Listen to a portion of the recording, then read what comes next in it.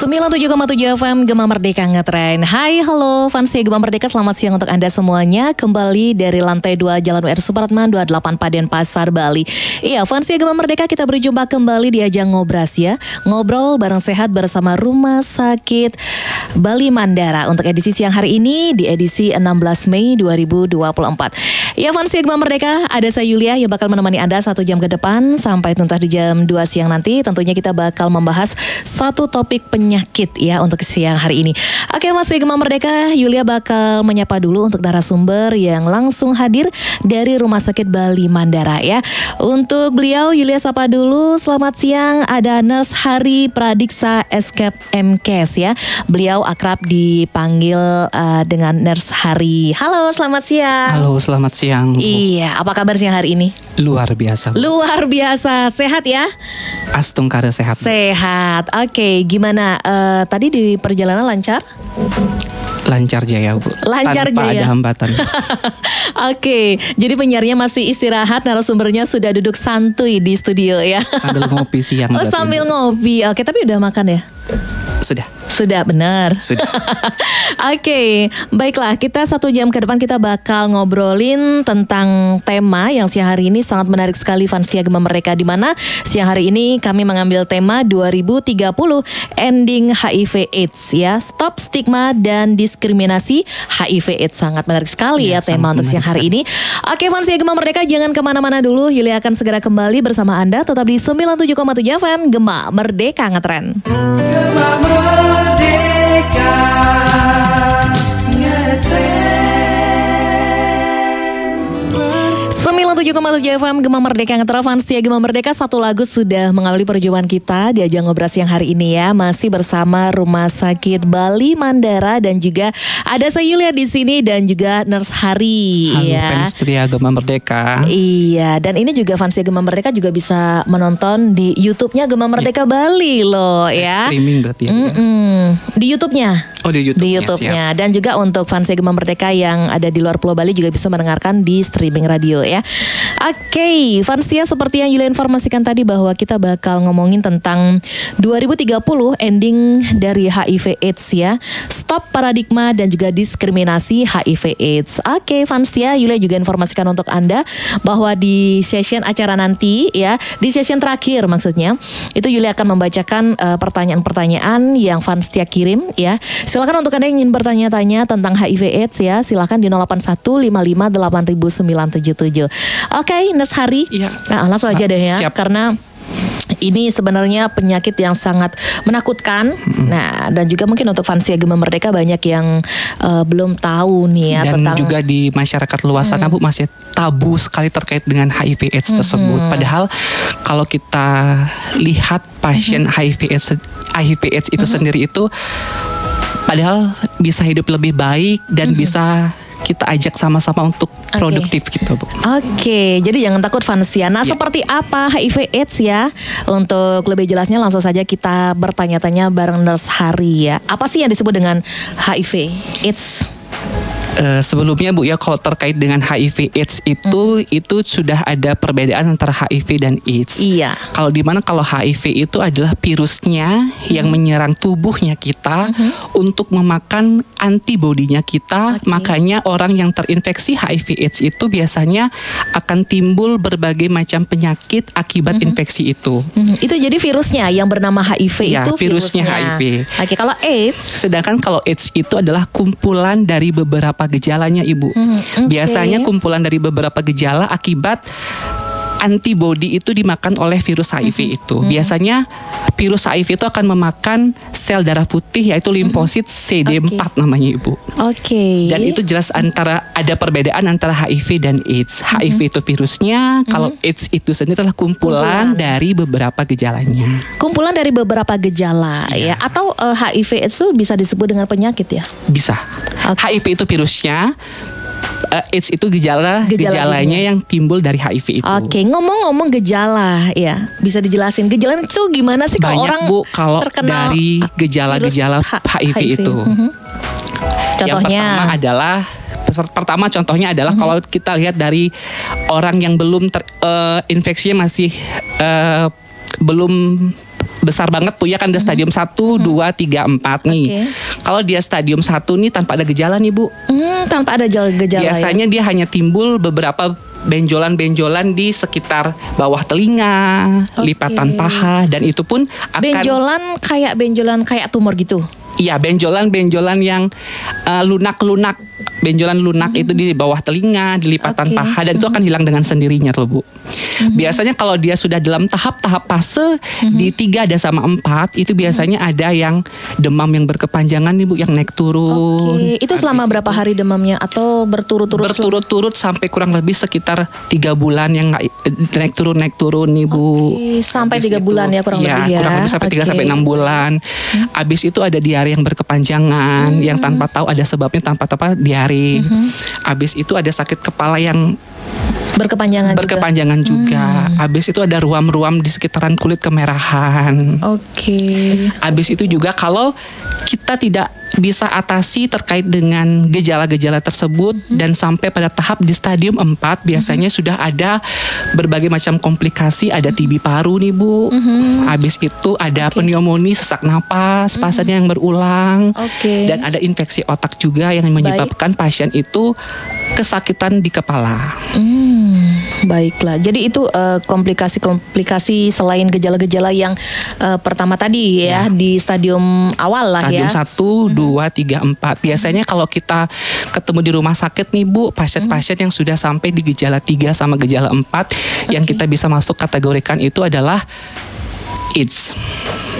Kalau fase 1 kan istilahnya gejalanya itu masih ringan. Iya, ringan. Nah, untuk yang fase kedua itu boleh dicontohin gejalanya seperti apa tadi? Kalau dia dimasuk dalam fase yang kedua itu adalah di mana dia sudah mengalami kejadian infeksi saluran pernapasan atas yang berulang. Habis itu dia sudah mengalami kehilangan penurunan berat badan kurang dari 10%. Baik, jadi secara otomatis jika terjangkit virus HIV itu untuk fase yang kedua, itu berat badannya menurun. Kalau tahu untuk ada nafsu sebab makannya gimana? Nafsu makan karena dia pasti juga akan menurun karena sudah ada penurunan berat badan. Biasanya disertai dengan mual muntah pasiennya, nggak enak makan, ada jamur di mulutnya putih-putih yang sampai ke dalam esofagus, kandidiasis seperti sariawan-sariawan kecil yang berwarna putih. Biasanya itu yang menyebabkan pasien tidak enak makan yang berakibat terjadinya penurunan berat badan. Jadi juga banyak nggak enak kasus makan juga ya. yang kita temukan di rumah sakit yang adanya jamur di mulut yang putih-putih yang sampai ke dalam esofagus, yang kita biasakan kalau di medis namanya kandidiasis, oral kandidiasis sama kandidiasis esofagus. Jadi untuk peralihan dari fase 1, kedua, ketiga dan juga keempat itu membutuhkan waktu berapa lama? Karena gini Bu, infeksi itu masuk ke tubuh itu pada saat kita cek itu masih belum kelihatan. Perjalanan penyakitnya itu 5 sampai dengan 10 tahun. 5 sampai 10 tahun dari awal gejala ya. Awal mulai dia terinfeksi. Itu memakan waktu 5 sampai 10 tahun untuk ada gejala-gejala tersebut. Makanya kalau orang yang melakukan perilaku beresiko, kita sebagai konselor untuk di rumah sakit, kalau sudah ada berperilaku beresiko, kita melakukan konseling nih Bu, konseling prates, testing, pasca testing, dan dimana kalau dia di pra-testing itu kalau memang dia sudah ada perilaku beresiko, kita anjurkan untuk tes 3 bulan kalau dia negatif di tes yang pertama. Jadi ada di tes juga ya. Fansi Gema Merdeka, itu dia sedikit ulasan dari HIV AIDS ya. Jadi HIV itu adalah virusnya dan AIDS adalah kumpulan-kumpulan dari gejalanya. Fanstia, sangat menarik sekali perbincangan kita, tapi kita keep sejenak ya karena dia melewat. Tetap di 97,7 FM Gema Merdeka Ngetren. Arah Merdeka Ngetren. 97,7 FM Gema Merdeka Ngetren. Fanstia Gema Merdeka masih bersama Ngobrol Siang, ngobrol bareng sehat bersama Rumah Sakit Bali Mandara ya. Fanstia Gema Merdeka, setelah tadi kita berbincang-bincang tentang apa sih gejala dari HIV AIDS ya, dan juga definisi tentang HIV AIDS. Nah, sekarang Yulia kepingin tahu nih, HIV AIDS itu kan penyakit menular ya? Ya Mbak. Menular. Terus gimana nih cara penularan mereka itu? Baik, Fanstia ya, kalau terkait dengan penularan HIV itu sendiri ya Mbak Yulia ya, itu ada media penularannya Mbak Yulia. Ada media penularannya. Iya. Apa itu? Media penularan dari penyakit HIV itu adalah dari cairan vagina, air mani, Iya. air susu ibu, dan darah. Biasanya penularan HIV ini biasanya dia ada kontak seksual yang beresiko, yang mengakibatkan virus itu masuk ke dalam tubuh dan menginfeksi tubuh itu. Oke, jadi untuk media penularannya hanya sperma, terus apa tadi? Air susu ibu, Air susu ibu, cairan darah, dan air mani. Oke, jadi itu aja ya untuk Iya. media ininya ya. Biasanya kita pada saat melakukan konseling itu kita kalau memang perilaku beresiko, kita sarankan untuk menggunakan kondom agar tidak terjadi proses penularan terkait dengan HIV itu. Biasanya dengan hubungan seks yang tidak aman, yang beresiko, biasanya lewat anal seks. Ya, biasanya kalau di anal seks itu biasanya kan tidak ada proses, gini loh, tidak ada cairan yang untuk melumasi dan akhirnya menyebabkan adanya perdarahan. Dari situlah virus itu masuk ke dalam tubuh untuk menginfeksi seseorang. Oke, itu dia Vanstia Gema Merdeka ya. Jadi sebenarnya HIV/AIDS itu ya untuk cara penularannya itu hanya melewati media. Kalau misalkan kan pernah dengar Yulia tuh kalau misalkan menggunakan apa namanya kayak jarum suntik itu jarum juga. suntik untuk yang beresiko terkait dengan narkoba yang bergonta-ganti jarum suntik. Oke. Biasanya sekarang sudah ada layanan LAS, layanan jarum suntik steril. Biasanya itu ada di puskesmas yang biasanya untuk akses bagi pecandu-pecandu untuk menggunakan narkoba suntik agar tidak menggunakan yang bekas satu ke bekas yang lain. Makanya dari itu adanya layanan program LAS. Kalau misalkan secara tidak sengaja misalkan menggunakan tusuk gigi, misalkan ada orang yang jahil habis makan gitu lagi dimasukkan tusuk giginya, itu gimana? Itu berisiko nggak sih? Kalau dari tusuk gigi, habis itu nyamuk, itu tidak menularkan dari HIV itu.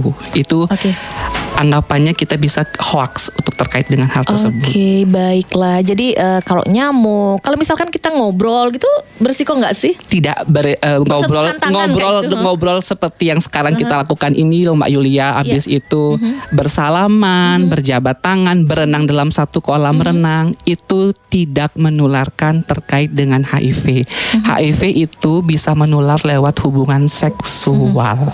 Oke, baiklah. Itu dia Vanstia Gema Merdeka untuk cara penularannya ya. Jadi jangan khawatir kalau misalkan hanya dengan ngobrol-ngobrol ataupun berjabat tangan atau salaman itu aman ya. Jadi hoax ya. Yang dibilang, yang kita dengar di masyarakat lah ya, seperti itu. Oke, baik. Stigma dan juga diskriminasi di lapangan itu kan terkadang kalau misalkan orang tersebut sudah terjangkit virus HIV/AIDS sama dengan mati. Istilahnya nggak ada harapan untuk berkembang. Maksudnya berkembang dia tidak ada harapan untuk kembali berkarya atau bekerja dan juga beraktivitas seperti biasa. Bener nggak sih? Mbak Yulia, itu salah besar terkait dengan statement yang tadi. Untuk fans dia semuanya yang ada di rumah masing-masing, kalau terkait dengan HIV itu sudah ada obatnya. Kalau orang yang terjangkit virus HIV minum obat teratur, rutin sesuai dengan jamnya, itu akan meningkatkan produktivitas. Dia akan bisa kerja seperti sedia kala dan bisa melakukan apa ya yang mereka cita-citakan, Mbak Yulia. Baiklah, jadi ternyata tidak seserem itu, begitu ya. Jadi orang yang terkena HIV/AIDS ya, HIV itu ternyata sekarang sudah ada obatnya ya? Sudah ada obatnya dalam bentuk mix kapsul yang sudah disederhanakan oleh pemerintah dan itu sudah bisa diakses di Rumah Sakit Bali Mandara juga. Itu obat yang terbaru namanya tenofovir, lamivudin, dan dolutegravir. Itu dijadikan satu kapsul. Jadinya orang itu nggak minum ketiga-tiganya nih Mbak Yulia, hanya minum satu kapsul saja, tapi sudah isinya 3 itu tadi ya. Oke, baiklah. Nah, jadi kalau misalkan orang tersebut sudah mengkonsumsi obat ya untuk yang terjangkit virus HIV tadi itu, berarti setelah mereka mengkonsumsi obat itu virus yang ada di dalam tubuhnya, virus HIV-nya itu menghilang. bukan menghilang, tapi obat ini fungsinya, cara kerjanya adalah menekan agar virus di dalam tubuh tidak berkembang. Baik. Dan Dan virusnya tetap berarti ya? Ya, Oke. gini loh Mbak Yulia, kalau orang minum obat seumur hidup, kalau dicek darah dia akan tetap nih kelihatan positif. Tetapi kalau pasien-pasien yang sudah positif minum obat rutin 6 bulan, dari kami, dari program pemerintah juga menyediakan tes Pyrelute. Tes Pyrelute itu untuk mengetahui apakah virus itu tidak terdeteksi atau tidak di dalam tubuh selama 6 bulan pengobatan dan 12 bulan pengobatan, dan kita ulang setiap 1 tahun. Itu tes Pyrelute untuk mengetahui apakah virus itu masih terdeteksi atau tidak. Berarti untuk HIV, virus HIV ini bisa disembuhkan begitu ya? Bukan disembuhkan, tapi oke. membuat orang menjadi stabil. Oke, paling tidak virusnya itu tidak bertambah atau menyebar begitu ya. Oke, jadi sedikit tenang ya fans Setia Gema Merdeka ya. Jadi tidak seseram yang kita dengarkan di lapangan sih ya. Oke, fans Setia Gema Merdeka jangan kemana-mana. Yulia akan segera kembali dengan informasi yang berikut ini ya. Tetap di 97,7 FM Gema Merdeka Ngetren. Gema Merdeka Ngetren. 97,7 FM Gema Merdeka Ngetren, fans Setia Gema Merdeka masih bersama Ngobras-Ngobrol Bareng Sehat bersama Rumah Sakit Bali Mandara ya. Fans Setia, topik kita hari ini sangat menarik sekali, yaitu 2030 itu ending dari HIV AIDS ya. Stop stigma dan juga diskriminasi HIV AIDS ya. Oke, itu dia fans Setia Gema Merdeka. Untuk Anda yang kepengen bertanya, silakan bergabung di 081558977 ya. Nah, Yulia sering mendengar dengan kata-kata ODA kayak gitu ya, orang dengan HIV AIDS ya. Terus itu Yulia dengar juga ODIF nih, ada ODA, ada ODIF, ini apa bedanya nih? Baik Mbak Yulia, untuk yang Hmm. sekarang kita sudah nggak memakai ODA lagi, tapi ke ODIF, orang dengan HIV. Jadi itu sebenarnya sama, cuman ganti nama cuma aja. ganti nama aja. Oke, jadi itu maksudnya orang dengan HIV itu berarti orang yang terjangkit Virus HIV. ya. Oke. Nah, terus kalau misalkan ada ibu hamil nih, ya itu katanya sekarang ada tes HIV ini ya? Gini Mbak Yulia, kalau ibu hamil itu wajib dilakukan screening HIV, itu jadi satu kesatuan yang dinamakan dengan triple eliminasi. Makanya di mana kebanyakan kalau kita lihat dari register kunjungan untuk terkait dengan orang tes HIV di Rumah Sakit Bali Mandara, itu lebih kelihatan perempuan yang lebih banyak untuk melakukan tes HIV, karena ada ibu hamil ini yang mendominasi untuk dilakukan tes HIV, dan itu wajib dilakukan screening triple eliminasi untuk ibu hamil terkait dengan HIV, hepatitis B, sama sipilis atau TPHA. Oke, itu berarti diwajibkan untuk tes HIV ya, dan juga yang lainnya itu gimana? Itu ditanggung dari BPJS atau gimana? Wajib, dan itu sudah di cover oleh BPJS. Dan itu reagen dari HIV, reagen HBsAg terkait dengan hepatitis B, reagen TPHA terkait dengan sipilis, itu sudah di cover oleh Kementerian Kesehatan dan sudah dialokasikan ke masing-masing dinas kesehatan. Oke, nah kalau misalkan kita satu ruangan dengan ODIF kayak gitu tadi, itu masih aman ya? Aman, 100% aman, dan tidak ada terkait dengan proses penularan kalau kita berada di dalam satu ruangan dengan orang ODIF. Tidak Kalau terjadi misalkan proses dia penularan. misalkan lagi bersin-bersin kayak gitu-gitu. Tidak. Oh tidak ya? Hanya penularan lewat Cairan tadi yang ada darah, air mani, habis itu air susu ibu. Oke, jadi kalau misalkan itu kan proses penularannya di dalam tubuh ya. Ya. Ada nggak sih kalau misalkan virus HIV itu penularannya di luar tubuh? Tidak. Virus ada. HIV tidak aktif di luar tubuh. Dan gini juga Mbak Yulia ya, kalau orang dengan HIV AIDS ODIF bisa melakukan perencanaan program terkait dengan kehamilan. Wow. Iya bisa. Sekarang bisa? Bisa. Gimana aja? Katanya nggak boleh penularannya katanya lewat dari cairan sperma, cairan vaginal lah. Terus gimana kalau Ada misalkan tekniknya. program hamil, sedangkan salah satu pasangannya mereka sudah mengidap virus HIV? Gini Mbak Yulia, halo Penstia ya, saya akan kasih beberapa gambaran terkait dengan hal itu. Biasanya kalau orang dengan HIV ini misalnya si perempuan yang dengan HIV habis itu menikah dengan suami yang HIV juga, itu kalau sudah 6 bulan pengobatan kita cekkan viral load. Jika viral loadnya tidak terdeteksi, artinya dia tidak bisa menularkan terkait dengan virus itu. Jika viral load tidak terdeteksi, artinya tidak ada penyebaran terkait dengan penularan HIV, itu bisa melakukan hubungan seksual tanpa kondom untuk perencanaan program kehamilan.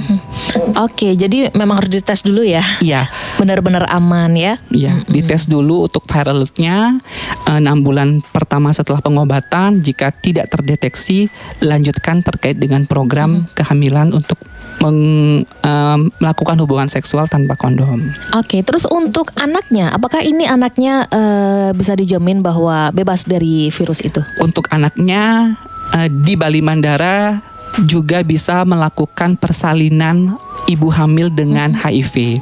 Di situ sudah ada dokter obgyn, dokter anak yang sudah terlatih dan sudah sangat mumpuni terkait dengan hal itu, dan di mana kalau anaknya kita akan lakukan tes early infant diagnosis. Di Bali Mandara juga sudah tersedia. Itu kita lakukan early infant diagnosis dan kita berikan obat profilaksis 6 minggu pada saat bayi baru lahir. Oke. Biasanya kalau ibu sudah rutin minum obat selama 6 bulan, anaknya dilakukan pengecekan early infant diagnosis, Astungkare negatif. Karena ada kasus yang pertama kita lakukan cek early infant diagnosis, ibu 6 bulan baru pengobatan, tapi hasilnya masih terdeteksi virusnya. Astungkare bayinya dalam tahap tidak terdeteksi, Mbak Yulia. Oke, jadi itu sudah pernah terjadi ya? Sudah. Di Rumah Sakit Bali Mandara, dan di Rumah Sakit Bali Mandara juga bisa melakukan terkait dengan layanan tes HIV, tes IMS di Poli Lembayung di lantai basement. Oke, itu dia Fanstia Gema Merdeka ya. Jadi Fanstia, Yulia juga masih membuka kesempatan untuk Anda yang ingin bertanya-tanya, silakan bergabung di 08155800977 dan pertanyaannya bakalan Yulia baca untuk di session yang terakhir nanti ya.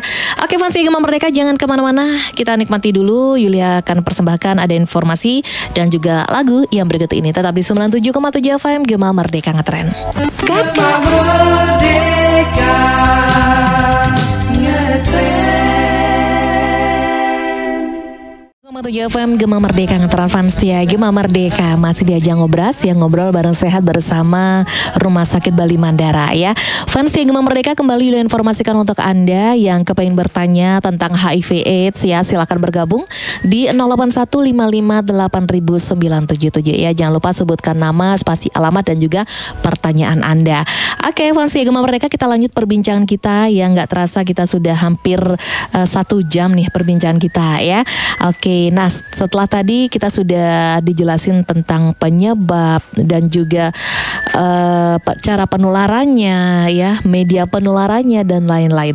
Nah sekarang Yulia kepingin tanya nih, kalau misalkan virus HIV AIDS itu apakah bisa dicegah? Baik Mbak Yulia, terkait dengan pencegahan terkait dengan penyakit HIV AIDS ini bisa dicegah dengan menggunakan konsep ABCDE. ABCDE. Waduh, ternyata HIV AIDS itu juga ada konsepnya untuk mencegah ya. Oke, baiklah, bisa dijelasin ini Nurse Hari tentang konsep pencegahan dari virus HIV AIDS ABCDE. Banyak banget ya. Terkait dengan A, abstinence biasanya orang itu tidak melakukan hubungan seksual pada saat belum menikah. Baik. Terus yang ke B, be faithful, setia pada satu pasangan, tidak bergonta-ganti pasangan. Terus yang C, menggunakan kondom pada saat melakukan perilaku beresiko. Terus yang ke D, tidak menggunakan narkoba. Terus yang ke E, edukasi yang seperti saya dan Mbak Yulia pada saat hari ini. Oke, edukasi Education. Ya. Oke, jadi yang pertama abstinence ya. Jadi tidak melakukan seks sebelum menikah. Ya. Seperti itu ya. Yang kedua, be faithful, setia pada satu pasangan, tidak bergonta-ganti pasangan. Ya, dicatat dan juga digarisbawahi ya Fanstia Gema Merdeka ya. ya. Jadi harus setia terhadap satu pasangan. Jadi setia itu banyak manfaatnya ya. Yang pertama ya harmonis hubungan rumah tangga dan juga terhindar dari HIV/AIDS ya. Oke. Untuk pencegahan ya, selain ABCDE tadi itu, HIV/AIDS ini ada faktor ini enggak? Apa namanya? Dari gen keturunan? Tidak ya.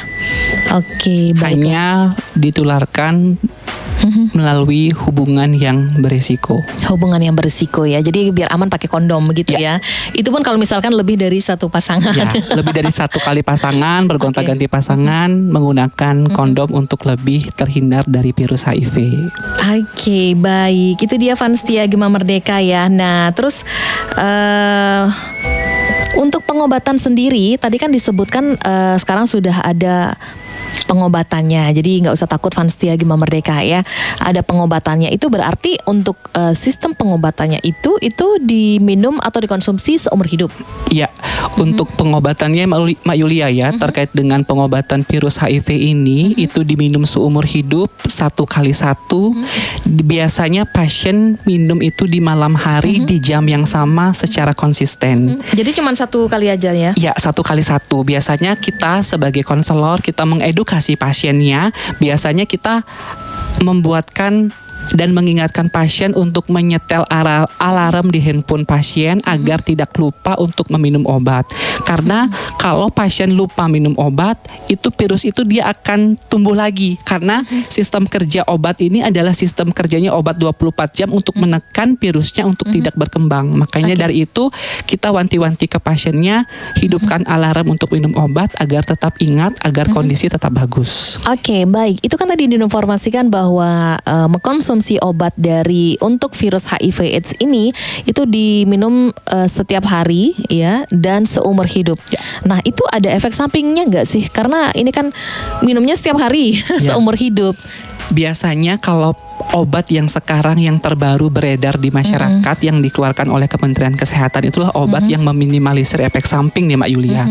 Biasanya efek samping itu hanya untuk menaikkan berat badan bagi pasien-pasien yang kehilangan berat badan. Maka dari itu pemerintah membuat obat mix kapsul dan minim efek samping. Biasanya kalau program di rumah sakit bersama dokter DPJP, dokter spesialis penyakit dalam, di Poli Lembayung di Rumah Sakit Bali Mandara mengadakan program setiap 3 bulan pasien akan dilakukan pemeriksaan lab terkait dengan darah lengkap, fungsi hati, fungsi ginjal untuk mengetahui apakah terjadi gangguan pada saat pasien minum obat Mak Yulia.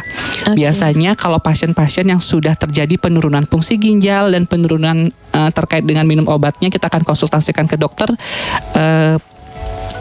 penyakit dalam dengan Dokter Putri Primasari. Habis itu kita akan berikan obat terkait dengan vitamin ginjalnya untuk mengantisipasi agar tidak terjadi gangguan ginjal Mak Yulia. Oke, jadi double minumnya ya? Iya, itu obat vitamin ginjal itu diminum juga 1 kali 1 untuk terkait dengan asam folat. Oke, jadi itu barengan minumnya?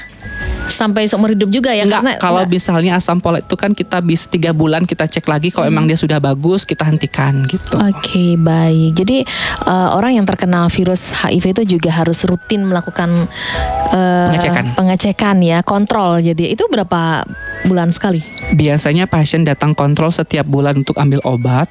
Kalau dari kami di Rumah Sakit Bali Mandara, pasien datang setiap bulan untuk ambil obat, kita kasih berikan 30 tablet setiap bulannya. Tapi untuk pengecekan lab darah lengkap, fungsi hati, fungsi ginjal setiap 3 bulan Mbak Yulia. Oke, itu rutin ya, 3 bulan sekali ya? Iya. Oke, baik. Jadi bagi mereka yang terkena virus HIV yang dulunya itu berat badannya berkurang setelah minum obat tersebut, bisa kembali jadi ya? Iya, karena obat ini efeknya menaikkan berat badan dan enak buat makan. Oke, penambah nafsu makan berarti? Iya. Oke, jadi bisa menikmati hidup kembali ya. Siap, dan bisa kembali produktivitas. Oke. Jadi paling tidak ada angin segar lah ya buat Vanstia yang mungkin ada yang terjangkit HIV/AIDS. Jadi tenang saja karena ada obat yang bisa mengembalikan Anda untuk beraktivitas seperti biasa ya.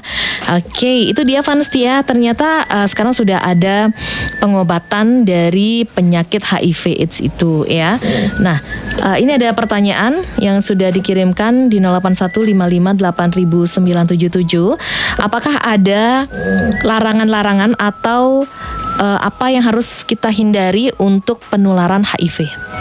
Biasanya untuk larangannya yang seperti saya katakan tadi Mbak Yulia ya, untuk tidak bergonta-ganti pasangan, setia pada satu pasangan, dan jikapun harus melakukan gonta-ganti pasangan nih Mbak Yulia ya, kalau terkait dengan pekerjaan, terkait Ada dengan harus ya. dan terkait dengan pekerjaan seperti pekerja seks itu kan suatu pekerjaan. Gunakan kondom untuk menghindari terkait dengan Tapi kalau virus kondomnya HIV itu. bocor itu berisiko juga ya? Iya, berisiko. Kalau kan pastinya kita harus melakukan pengecekan sebelum melakukan pemasangan kondom. Itu biasanya kita harus melakukan pengecekan apakah bocor atau tidak. Jika dia bocor, kita ganti menjadi yang baru untuk terhindar dari virus HIV. Biasanya larangan-larangan itu hanya sebatas kita mengedukasi agar tidak bergonta-ganti pasangan seperti itu, dengan tidak melakukan hubungan yang berisiko seperti itu biasanya. Oke, ada hal-hal lain yang perlu kita informasikan ke Vanstia Gema Merdeka agar terhindar dari HIV ini? Pada intinya setia pada satu pasangan, tidak bergonta-ganti pasangan, dan gunakan kondom, tidak menggunakan bergantian peralatan jarum suntik, Mbak Yulia. Oke, sebenarnya gampang sekali ya. Jadi pada dasarnya kita harus hidup sehat dan juga setia terhadap pasangan ya. Oke, Vanstia Gema Merdeka, silakan untuk Anda yang ingin bertanya kembali, silakan bergabung di 0815580977 ya. Yulia akan segera kembali setelah yang berikut ini. Tetap di 97,7 FM Gema Merdeka Ngetren. Gema Merdeka Ngetren.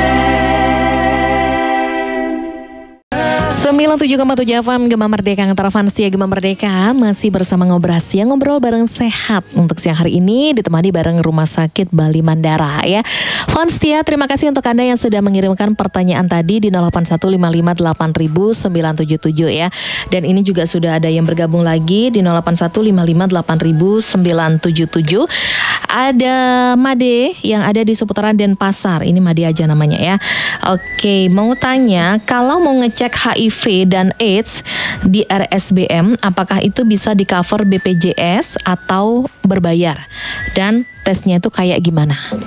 Baik, Mbak Yulia, terkait dengan tes HIV IMS di Rumah Sakit Bali Mandara, itu bisa di cover menggunakan BPJS dan juga bisa dilakukan dengan biaya umum. Terkait dengan pemeriksaan HIV itu gratis, Mbak Yulia, karena kita mendapat hibah dari Kementerian Kesehatan terkait dengan reagennya.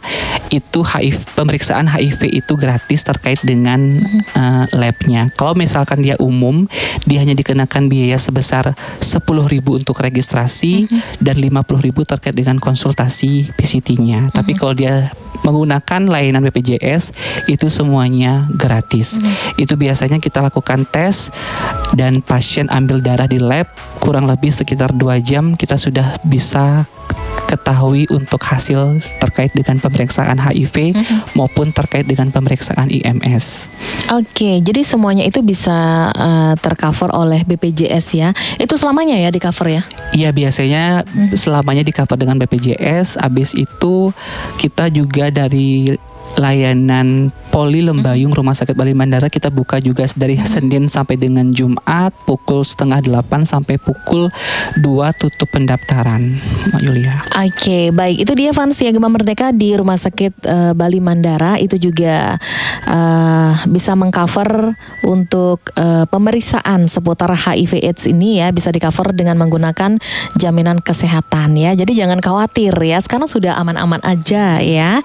Oke, dan juga HIV/AIDS ini ini nggak kayak dulu ya. Nggak Dulu seseram. tuh serem banget, takut banget. Kayaknya kalau mau deket-deket sama orang HIV itu takut banget ya. Enggak deh rasanya ya, mendingan nggak berteman atau kayak gitu ya. Tapi sekarang sepertinya sudah mulai meredup ya. Sudah tidak seseram yang kita pikirkan yang sebelumnya, tapi ini karena sudah ada obatnya yang membuat pasien itu bisa bangkit. Virus HIV untuk yang sekarang ini tidak seseram yang kita pikirkan sebelumnya. Yang penting kita harus pintar mengedukasi mereka untuk mau berobat rutin, karena ini kan obatnya diminum seumur hidup. Dan kita juga harus pintar-pintar mengedukasi pasien agar tidak pernah bosan buat minum obat, karena obat itu adalah untuk penstabil tubuhnya dia. Dan kita pun harus mempunyai kesempatan buat mereka untuk mendengarkan apa yang mereka ceritakan ke kita, dan kita juga harus mau menempatkan diri kita di tengah-tengah mereka. Oke. Agar tidak terjadi stigma dan diskriminasi terkait dengan pasien ODIP, Mbak Yulia. Oke, kalau misalkan pasien ODIP tersebut tidak aware dengan dirinya sendiri ya, bahkan misalkan mereka sengaja untuk menularkan virusnya itu kepada orang lain. Kita kan terkadang tidak tahu ya bahwa orang tersebut dia sudah ODIP, tapi dia sengaja menularkan ke orang lain dengan cara hubungan seksual, misalkan seperti itu. Nah, itu gimana dong? Berarti dia sendiri juga tidak peduli dengan dirinya dia sendiri, dan dia berusaha untuk menularkan virus itu ke orang lain. Jadinya sama dengan tidak efektif terkait dengan pengobatannya dia. Habis itu untuk kualitas hidupnya dia gitu. Berarti dia itu tidak pernah terpapar edukasi yang diberikan oleh tenaga kesehatan. Habis itu dia kurang pemahaman terkait dengan virus HIV, yang seperti itu, Mbak Yulia. Oke, jadi memang diperlukan sekali untuk edukasi tentang HIV/AIDS ini ya. Jadi bisa tahu apa bahayanya. Kalau misalkan virus HIV/AIDS ini tidak diapa-apain, ya mereka masa bodoh kayak gitu. Itu apa yang akan terjadi? Dia akan masuk ke dalam fase AIDS stadium 4 yang sudah banyak timbul gejala yang sudah bisa merusak organ-organ semuanya, Mbak Yulia. Oke, AIDS stadium 4 ya. Itu Ya. gejalanya seperti apa tuh? Ada TB paru yang berat, habis itu ada infeksi pernapasan terkait dengan pneumonia, PCP, habis itu ada juga terkait dengan infeksi otak, toksoplasma juga, dan itu pengobatannya jauh lebih kompleks dan jauh lebih banyak pasien untuk konsumsi obat. Karena pasien-pasien dengan orang dengan HIV yang ada komplikasi terkait dengan TB paru, itu kita sama sekali belum bisa lakukan pemberian obat secara langsung. Kita harus obati dulu terkait dengan TB-nya, kita harus obati dulu terkait dengan toksonya. Jika itu sudah benar-benar bisa kita obati terkait dengan infeksinya, baru kita bisa berikan terkait dengan ARV-nya. Pasien HIV dengan TB, obatin TB dulu 2 minggu, baru masuk obat ARV. Kalau dengan pasien HIV dengan tokso, stabilkan dulu toksonya, baru kita bisa berikan ARV, Pak Yulia. Oke, jadi istilahnya lebih berat pengobatannya kalau sudah memasuki stadium 4 ya, sudah AIDS yang stadium 4. Tapi bisa nggak sih disembuhkan itu? Kebanyakan dari kami di rumah sakit yang kita temukan di fase stadium 3 sama 4, Astungkara pada saat ini pasien dalam kondisi stabil, Mbak Yulia.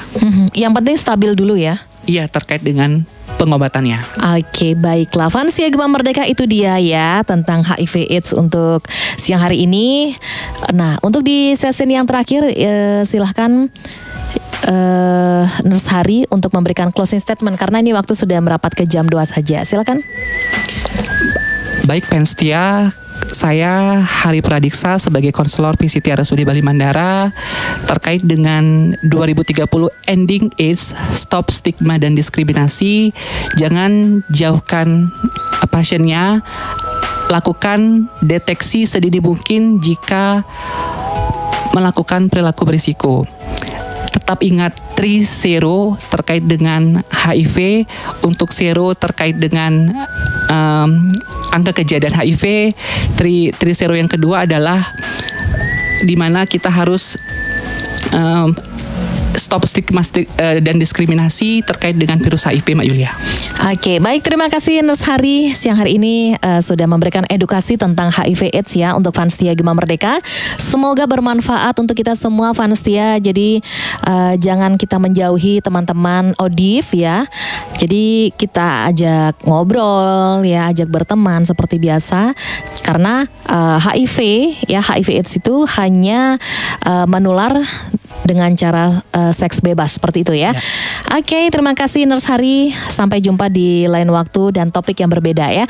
Fans setia Gema Merdeka, sampai di sini dulu ngobras kita untuk edisi siang hari ini 16 Mei 2024 ya. Terima kasih atas kebersamaan Anda dan mohon maaf jika ada salah kata. Saya Yulian bertugas tetap di 97,7 FM Gema Merdeka Ngetren. Selamat siang dan bye.